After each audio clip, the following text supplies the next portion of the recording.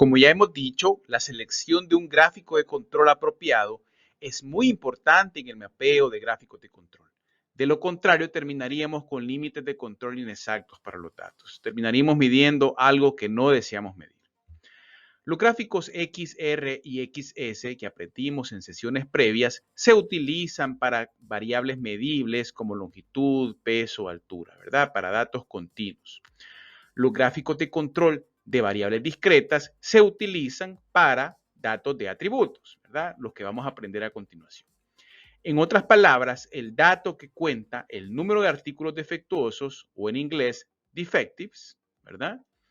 O el número de defectos por unidad, o defects.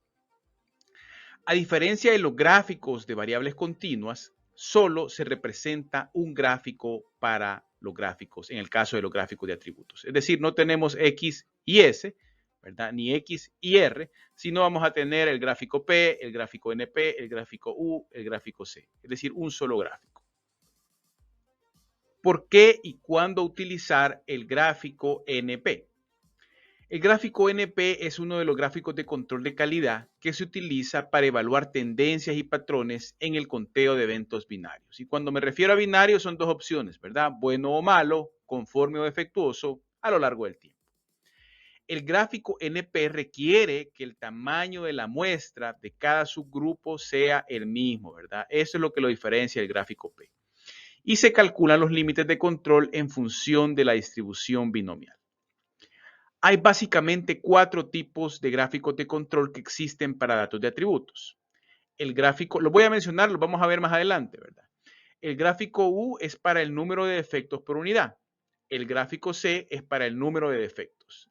El gráfico P representa la proporción de artículos defectuosos y el gráfico NP, ¿verdad? Que es el que nos importa en este momento, refleja números enteros en lugar de proporciones. Las aplicaciones de la gráfica NP son básicamente las mismas que las aplicaciones de la gráfica P. ¿Cuándo y por qué utilizar el gráfico P? Los gráficos P se utilizan cuando los subgrupos no tienen el mismo tamaño, ¿verdad? Y por esa razón estima el porcentaje, es decir, la proporción y no el número de artículos defectuosos en un subgrupo de la muestra. Al igual que para el caso de los gráficos NP, se calculan los límites de control en función de la distribución binomial.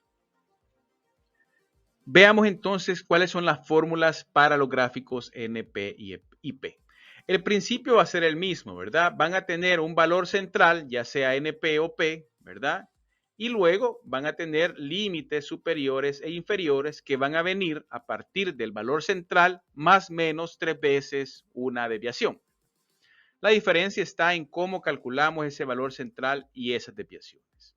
En el caso del gráfico NP, lo vamos a calcular como la sumatoria del número de ítems defectuosos en la muestra dividido entre el número de lotes, ¿verdad? Además de eso, vamos a calcular este estadístico P porque nos va a ayudar. Si se fijan, calculamos este P no porque sea el valor central, sino porque luego nos ayuda a calcular la desviación, ¿verdad? Entonces, P en ese sentido sería la sumatoria del número de ítems defectuosos en la muestra dividido entre la sumatoria de los tamaños de todos los subgrupos. Cuando tenemos esos dos valores, NP y P, podemos estimar, ¿verdad?, los límites de control, superior e inferior. En el caso del límite superior sería igual al valor central más 3 veces la raíz cuadrada, ¿verdad?, de NP, el número de ítems defectuosos en la muestra, multiplicado por 1 menos P, ¿verdad? Que habíamos calculado previamente. Y el límite inferior sería el valor central menos 3 veces, ¿verdad? Esa raíz cuadrada que ya estimamos. En el caso de P, ¿verdad? Sería este. Calcularíamos el valor central, que sería igual a la sumatoria del número de ítems defectuosos en la muestra dividido entre la sumatoria del tamaño de los subgrupos. Recordemos que en el caso de P los subgrupos no son iguales.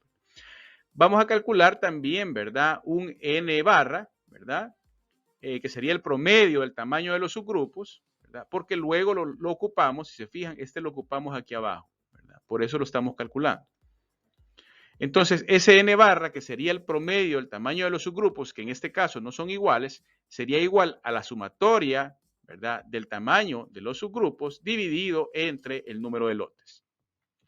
Y luego de eso, ya tenemos el valor central, ya tenemos el parámetro n barra, podemos calcular los límites superior e inferior. El límite superior sería igual al valor central P, ¿verdad?, más 3 veces la raíz cuadrada de P barra multiplicado por 1 menos P barra dividido entre n barra.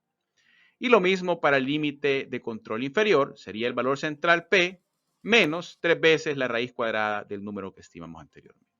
Entonces, prácticamente con esto estamos listos, ¿verdad?, para ir a hacer los gráficos NP y P a Minitab, que es lo que haremos en las próximas sesiones.